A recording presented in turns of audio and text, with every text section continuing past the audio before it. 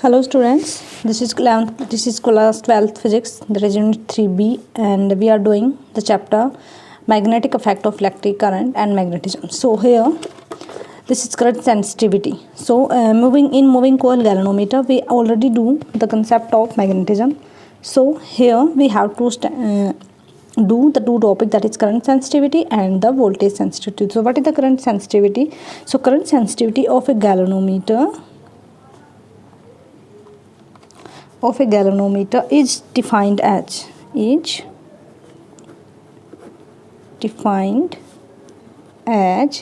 the deflection produced in the galvanometer.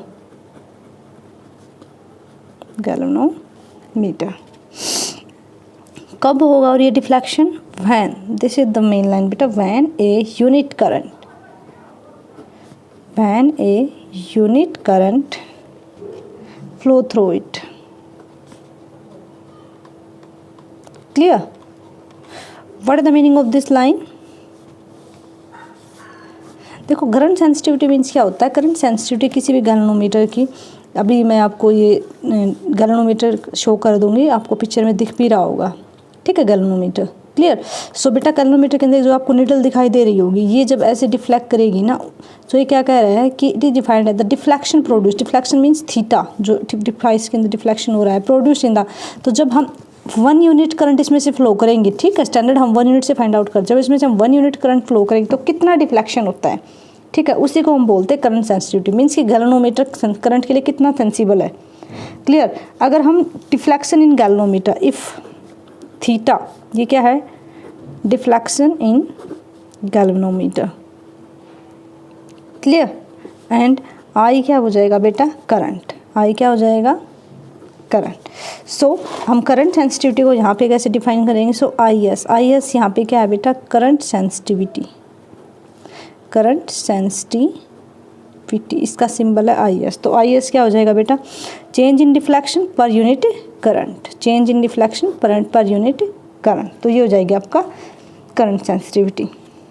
ठीक है. अब क्योंकि जब हमने, आपको याद हो, हमने इससे पिछले वाले पार्ट में हमने गैल्वेनोमीटर किया था, मूविंग कॉइल गैल्वेनोमीटर, वहाँ से हमें क्या फॉर्मूला मिला था? वहाँ से हमें पता चला था कि के थीटा इज इक्वल टू, यानी कि वहाँ से हमें आई की वैल्यू ये मिली थी. Clear? I is equal to K by N B A theta.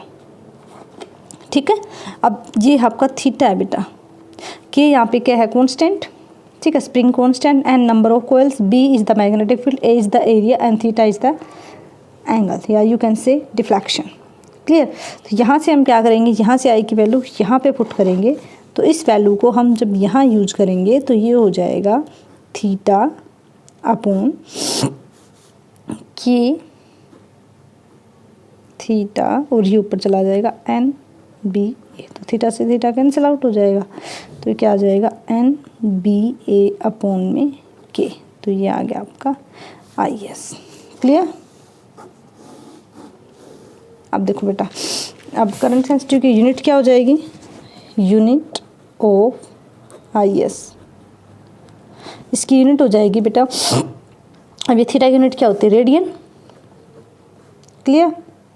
और करंट की यूनिट क्या होती है? एम्पियर. तो रेडियन पर एम्पियर. क्लियर?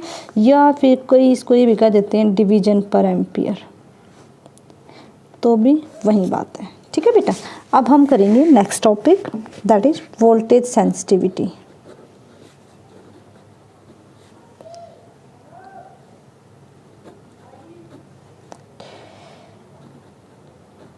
Voltage sensitivity. अब वोल्टेज सेंसिटिविटी को हम कैसे डिफाइन करेंगे? It is defined as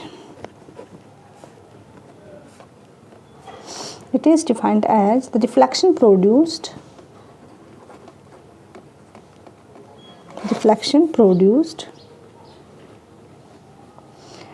in galvanometer. ठीक है, मीन्स कि गैल्वेनोमीटर में कितना डिफ्लेक्शन हो रहा है. अब यहाँ पे वोल्टेज सेंसिटिविटी है, इसका मतलब यहाँ पे कौन सेंसिबल होगा बेटा? ठीक है, यहाँ पे जो सेंसिबल होगा वो होगा आपका वोल्टेज, ठीक है, व्हेन ए यूनिट वोल्टेज, जब एक यूनिट वोल्टेज हम इसको प्रोड्यूस करेंगे, इस पे अप्लाई करेंगे, इज अप्लाइड, तो उसके कितना डिफ्लेक्शन होगा अक्रॉस द टू टर्मिनल और ऑफ टर्मिनल। जब हम वो बनाते हैं, जैसे कि ये आपका गैल्वेनोमीटर है, तो इसके जो ये टर्मिनल है ना बेटा, यहाँ पे जब हम वोल्टेज अप्लाई करेंगे, two terminal of the galvanometer, ठीक है। वोल्टेज सेंसिटिविटी, देखो सेंसिटिविटी वर्ड का सिंपल सा मीनिंग ये होता है बेटा, लाइक अब हम अपनी मदर के लिए हर कोई सेंसिटिव होता है, ठीक है। तो अगर आपकी मदर को थोड़ा सा भी, अगर आपकी मदर को थोड़ा सा भी कुछ हो जाएगा, हल्का सा भी, तो हम उसके लिए इतना सेंसिटिव, हमारी आंखों में आंसू आ जाते हैं, मतलब we are so much sensible for our mother. तो in this way it is saying that कि जो आपका गैल्वेनोमीटर है वो करंट और वोल्टेज के लिए बहुत ज़्यादा सेंसिटिव, यानी कि अगर आप एक यूनिट भी उसमें करंट उसको दोगे या आप उसमें 1 यूनिट वोल्टेज भी अप्लाई करोगे ना, तो उसकी जो नीडल है, उसका जो डिफ्लेक्शन है वो वहाँ पे शो होगा। समझ में आ रहा है? जहाँ पे जो नीडल होती है वो डिफ्लेक्ट करेगी, मतलब उसमें चेंज आएगा, वो हिलेगी, मतलब वी में चेंज करते ही थीटा में चेंज आ जाएगा। समझ रहे हैं आप मेरी बात? तो अब यहाँ पे सपोज करो, लेट वी यहाँ पे क्या है बेटा, वोल्टेज अक्रॉस, जो हमने वोल्टेज अप्लाई करी है, वी यहाँ पे क्या है, वोल्टेज, क्लियर। थीटा क्या है, डिफ्लेक्शन, और वी एस क्या आपका, वोल्टेज सेंसिटिविटी।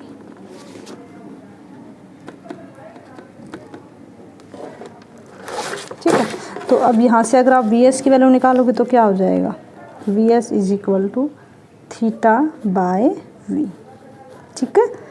और इसकी यूनिट क्या हो जाएगी, अगर आप यहाँ से इसकी यूनिट फाइंड आउट करो तो रेडियन पर वोल्ट, ठीक है, ये इसकी हो जाएगी रेडियन, या फिर आप क्या कह सकते हो, डिवीजन पर वोल्ट, ये इसकी यूनिट है। चलो ठीक है बेटा, अब देखो हमें यहाँ पे वी की वैल्यू निकालनी है, तो हमारे पास जो फॉर्मूला है वो फॉर्मूला तो क्या है, फॉर्मूला तो ये कहता है जो हमने मूविंग कॉइल गैल्वेनोमीटर से निकालना है, because we know that I is equal to, I किसके इक्वल होता है बेटा, I is equal to K by N B A theta, but हमारे पास तो वी है, तो हमें वी को आई आर में चेंज करना होता है ओम्स लॉ का यूज़ करके। सो हम मानेंगे इफ़ आर क्या है, resistance of galvanometer, resistance of galvanometer, अगर आर इसका रेजिस्टेंस है बेटा, ठीक है, और आई क्या है बेटा, इसमें से करंट पास हो रहा है, ठीक है, देन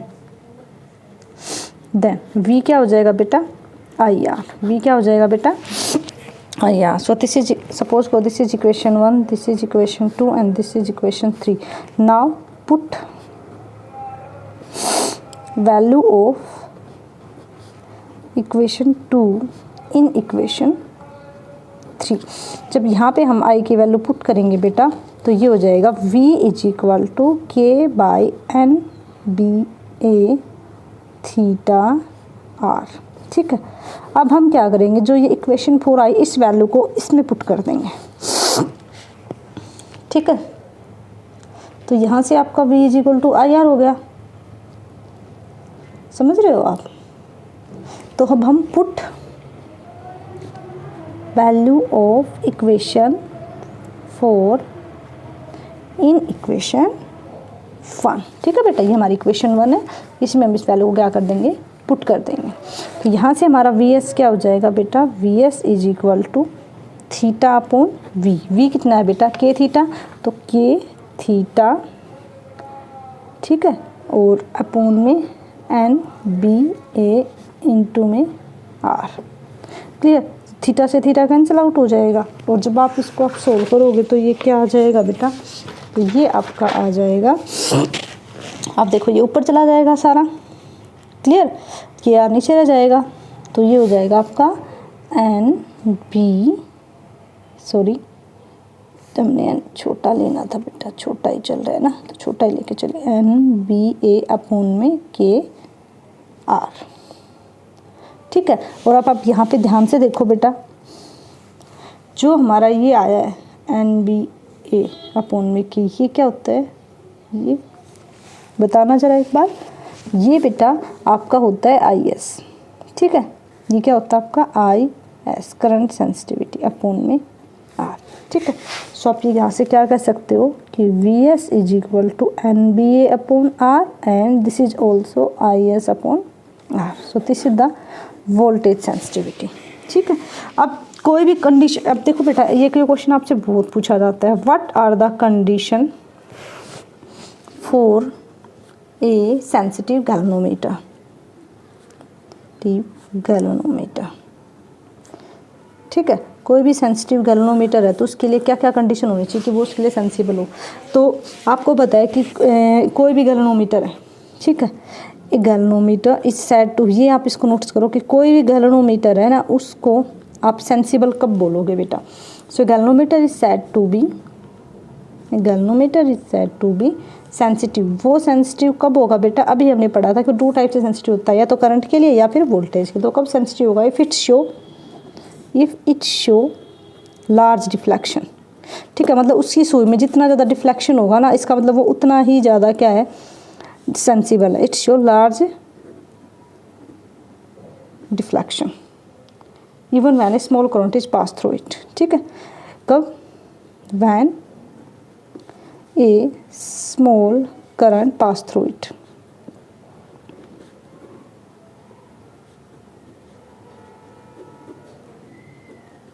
क्लियर। करंट गैल्वेनोमीटर को हम सेंसिटिव कब बोलेंगे बेटा, जब मतलब वो बहुत ज़्यादा डिफ्लेक्शन करे और थोड़े से करंट पे ही शो करेगा। ठीक है, थोड़े से करंट पे अगर वो बहुत ज़्यादा डिफ्लेक्शन शो करेगा, इट मीन्स हम क्या कह सकते हैं, हम ये कह सकते हैं जो डिफ्लेक्शन होगा वो क्या हो जाएगा, NBA अपॉन में KI। ये हमने इस फॉर्मूले को याद रखना है, निभा से। ठीक है बेटा, तो अब गिवन वैल्यू ऑफ करंट, तो आप ये बताओ, ये यहाँ पे कांस्टेंट है, ये भी यहाँ पे कांस्टेंट है, ये भी यहाँ पे, सारी चीज़ें क्या है, कांस्टेंट है। तो theta is directly proportional to I। तो जो हमारा डिफ्लेक्शन है ना मेनली किस पे डिपेंड करता है बेटा, थीटा पे डिपेंड करता है। ठीक है, और थीटा जितना लार्जर होगा उतना ही ज़्यादा हमारा करंट में चेंज आएगा। ठीक है, और ये आप देख लो यहाँ पे, अगर हम इनको कांस्टेंट ना करें, वेरिएबल कर देंगे, तो भी आप यहाँ पे देख सकते हो कि इसके डायरेक्टली प्रोपोर्शनल, इसके भी डायरेक्टली प्रोपोर्शनल है, इसके भी। मीन्स कि अगर आप नंबर ऑफ टर्न्स बढ़ा दोगे तो भी डिफ्लेक्शन बढ़ जाएगा, मैग्नेटिक फील्ड बढ़ाओगे तो भी डिफ्लेक्शन बढ़ेगा, एरिया बढ़ाओगे तो भी डिफ्लेक्शन बढ़ेगा। लेकिन जो ये है, ये क्या है, इसके इन्वर्सली प्रोपोर्शनल है। ठीक है, ये इसके क्या है, इन्वर्सली प्रोपोर्शनल है। तो यू कैन से जो आपका थीटा है directly proportional to NIBA and theta is inversely proportional to K, that is spring constant. ठीक है, तो जब आप इनको आप इंक्रीज करोगे, इन चारों चीज़ों को आप क्या कर दोगे, इंक्रीज करोगे, तो थीटा में क्या आ जाएगा, इंक्रीमेंट आ जाएगा, मीन्स ये ज़्यादा डिफ्लेक्शन शो करेगा। क्लियर। और जब आप इसको क्या करोगे, डिक्रीज करोगे, तब आपका थीटा क्या हो जाएगा, इंक्रीज हो जाएगा। तो आपको कंडीशन याद रखनी है। Clear. So you can say that कि जो आपका थीटा है और जो I है, तो ये अपना I या थीटा ये जब लार्ज होंगे, ये कब लार्ज होंगे बेटा, कब ये ज़्यादा होंगे, जब आपका N बड़ा हो, आपका B भी बड़ा हो और आपका A भी इंक्रीज हो रहा। बट K आपका क्या हो रहा, डिक्रीज होगा। जब आप ये कंडीशन प्रोवाइड करोगे ना बेटा, तब आपका थीटा और मतलब जो डिफ्लेक्शन है वो मैक्सिमम होगा। क्लियर। अब जो नंबर ऑफ टर्न्स है बेटा, आप ये बताओ, जो नंबर ऑफ टर्न्स है आपकी, जो नंबर ऑफ टर्न्स हैं, किसी को भी आप जो ऊपर कोयलिंग कर रहे हो, सपोज करो आप, जो नंबर ऑफ टर्न्स है बेटा, उसकी भी क्या होती है, एक लिमिट होती है, उसकी भी क्या होती है, एक लिमिट है। जैसे आप इसके ऊपर जो नंबर ऑफ टर्न्स इसको ऐसे लपेट रहे हो आप कंटिन्यू, इसकी भी क्या है बेटा, एक लिमिट है। मीन्स आप एक हद तक किसी को भी मतलब नंबर ऑफ टर्न्स इंक्रीज कर सकते हो, इतना नहीं कि आप उससे बहुत ज़्यादा। अगर आप नंबर ऑफ टर्न्स बढ़ाओगे तो आपको पता है कि नंबर ऑफ टर्न्स अगर हम N इंक्रीज करते हैं तो उसका R भी इंक्रीज होता है, because R is equal to rho L/A, क्योंकि नंबर ऑफ टर्न्स बढ़ेगी तो उसकी लेंथ भी बढ़ेगी। तो आप ये देखो यहाँ रेजिस्टेंस बढ़ जाएगा, और रेजिस्टेंस बढ़ जाएगा तो बेटा करंट कम हो जाएगा। वी डोंट वांट कि करंट हमारा कम हो जाए। ठीक है, तो हमें नंबर ऑफ टर्न्स को क्या करना है, एक लिमिटेड एरिया तक इंक्रीज करना है। क्लियर। नंबर ऑफ टर्न्स को हमें क्या करना है, एक लिमिटेड एरिया तक इंक्रीज करना है। क्लियर। मतलब ये चंद चीज़ें हैं जिनको हमें ध्यान रखना होता है। अब ऐसे ही बेटा ये है कि हमें B को इंक्रीज़ करना है, तो हाउ कि हम इनको कैसे इंक्रीज, तो B को हम इंक्रीज़ करना चाहते हैं तो आप या तो फिर इस शेप के मैग्नेट यूज़ करो। ठीक है, इस शेप के, या आप हॉर्स शू मैग्नेट यूज़ करो। उससे क्या हो जाएगा, आपका जो B की वैल्यू है बेटा वो इंक्रीज हो जाएगी। क्लियर। इससे क्या होता है, इससे ये होता है कि बेटा हम इसके अंदर जो भी मटेरियल रखेंगे ना वो ज़्यादा से ज़्यादा मैग्नेटिक फील्ड को गेन करेगा और उसकी मैग्नेटिक स्ट्रेंथ इंक्रीज हो जाएगी। थर्ड बेटा, जो आपका एरिया है, एरिया की भी बेटा एक लिमिट होती है। जो एरिया है मीन्स आप किसी भी चीज़ का जो एरिया मतलब लेंथ इंटू ब्रेथ है, ठीक है, तो आप एरिया किसी का भी एरिया मतलब जितना ज़्यादा बियॉन्ड लिमिट नहीं कर सकते बेटा, ठीक है। The coil will not be in the uniform magnetic field, it will make the galvanometer bulky and unmanageable. अगर मान लो आपने उस कोयल का एरिया बढ़ा दिया, एक आपने इतनी स्मॉल साइज़ का एरिया लिया, एक आपने इतना बड़ा, जैसे ये नोटबुक ही है, देखो रजिस्टर है, इसका इतना बड़ा एरिया ले लिया, तो बेटा जितना ज़्यादा आप इसका एरिया बढ़ाता चला जाओगे उतना गैल्वोमीटर क्या हो जाएगा, बड़ा हो जाएगा। And we don't want so much bulky galvanometer, तो हमें इसको भी क्या करना पड़ेगा, एडजस्टेबल फॉर्म में लेना पड़ेगा, ठीक है, यानी कि लिमिटेड साइज लेना पड़ेगा हमें। क्लियर, हमें क्या लेना पड़ेगा, लिमिटेड एरिया लेना पड़ेगा। अब उसके बाद क्या है, जो के की वैल्यू है, तो के की वैल्यू क्या है बेटा, इन्वर्सली प्रोपोर्शनल है, ठीक है। इसको हमें क्या करना है, डिक्रीज करना है, इसको हमें क्या करना है, डिक्रीज करना है। तो के किस पे डिपेंड कर रहा है, nature of the material use as a suspension strip. ये किस पे डिपेंड करता है, it depend on the nature of material. किस पे डिपेंड करेगा बेटा, ये नेचर ऑफ मटेरियल पे डिपेंड करेगा। कौन से वाले पे, यूज एज सस्पेंशन ट्रिप, जो हमने सस्पेंशन ट्रिप यूज करते हैं, स्ट्रिप जो भी यूज करते हैं ना उसके ऊपर डिपेंड करेगा, ठीक है, यूज एज सस्पेंशन स्ट्रिप, ठीक है। सो जितनी वैल्यू इसकी स्मॉल होगी तो इसकी वैल्यू को स्मॉल रखने के लिए हम क्या यूज करते हैं बेटा, हम यूज करते हैं फॉस्फोरस ब्रोंज स्ट्रिप, है ना, हमने यूज करा था ना, ठीक है। तो हम इसके लिए क्या यूज़ करते हैं, फॉस्फोरस ब्रोंज स्ट्रिप। क्लियर, तो फॉस्फोरस ब्रोंज स्ट्रिप यूज़ करता है। That is why in sensitive galvanometer quartz या फॉस्फोरस आपको देखने को मिलेगा। तो हम ये यूज़ करते हैं या हम क्या यूज़ करते हैं, क्वार्ट्ज यूज़ करते हैं, ठीक है बेटा। सो आपको अच्छे से समझ आ गया। तो हम ये वाली चीज़ें हैं बेटा जो मैक्सिमम इनमें यूज करते हैं। क्लियर, तो आपको बहुत अच्छे से समझ आना चाहिए कि हम क्या क्या यूज़ करते हैं और कैसे यूज़ करते हैं। चलो अब हम इस पर क्वेश्चन करते हैं गैल्वेनोमीटर का, ओके, ठीक है। तो क्वेश्चन क्या कह रहा है, देखो बेटा मेरे पास एक क्वेश्चन है, ये सीबीएसई में आया हुआ है, ठीक है। क्वेश्चन ये है बेटा, क्वेश्चन कहता है कि the current sensitivity of a moving coil galvanometer, the current sensitivity of a moving coil of a galvanometer of a moving coil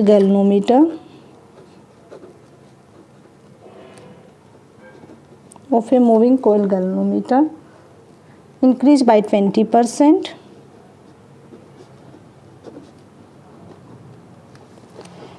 when its resistance increase by a factor 2, when its resistance increase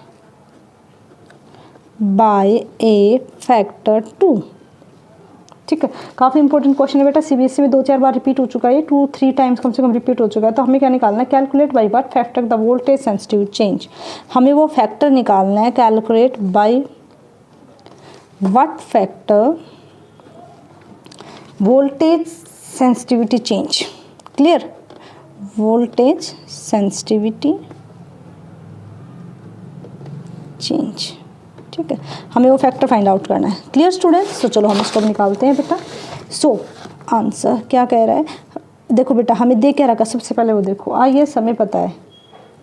clear, अब ये कह रहा है current sensitivity of moving coil galvanometer, तो हमें current sensitivity में change दिखा रखा कि कितना इंक्रीमेंट हो रहा है। क्लियर, तो ये हमारे पास क्या है बेटा, करंट सेंसिटिविटी है। क्या है ये, करंट सेंसिटिविटी होती है बेटा, ये हमने इसका फॉर्मूला भी पढ़ा है।